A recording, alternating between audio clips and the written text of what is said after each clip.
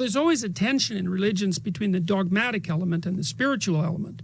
Right. And conservatives, technically speaking, tend to marshal themselves on the sides of the more rule-oriented and dogmatic elements of the religion, and liberals, roughly speaking, tend to marshal themselves more on the spiritual side. And that's because of the distinction that you were saying earlier about the behavior patterns of people that tend to be conservative. Yeah, it's versus conscientiousness versus openness, roughly speaking.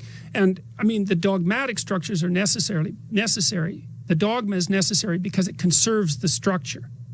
But the spiritual aspect is necessary because it updates the structure. And there's always this tension, and there's a tension in people. It's like you have to believe things or you couldn't exist, you couldn't act. You have to hold on to the dogmatic structure of your belief, but you have to be open for its update on a continual basis. And that's basically what consciousness is for. That, seriously speaking, consciousness is the thing that attends to the unknown and to the anomaly and integrates it with the structure. And there's meaning to be found in that too. That's to boldly go where no one has gone before, you know, in the words of the Star Trek writers, and something that deeply appeals to young people when they watch that sort of thing.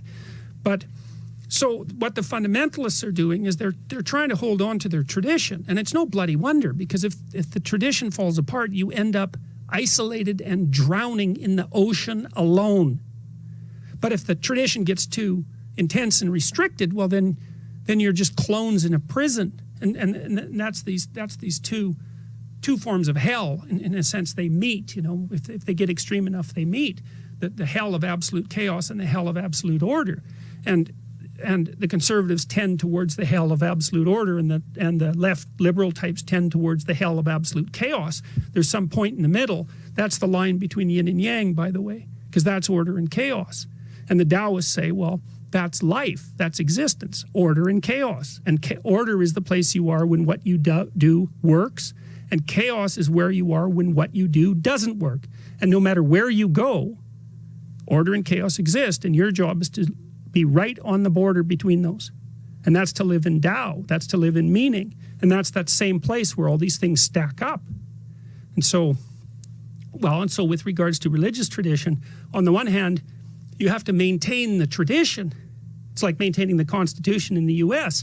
On the other hand, you have to be awake and alert, because the tradition is a dead thing, right? It was composed by dead people in the dead past. It can't respond as flexibly as it should to the demands of the present. That's up to you, and you do that with your vision, with your capacity to see, and with your capacity to articulate. And forever, really.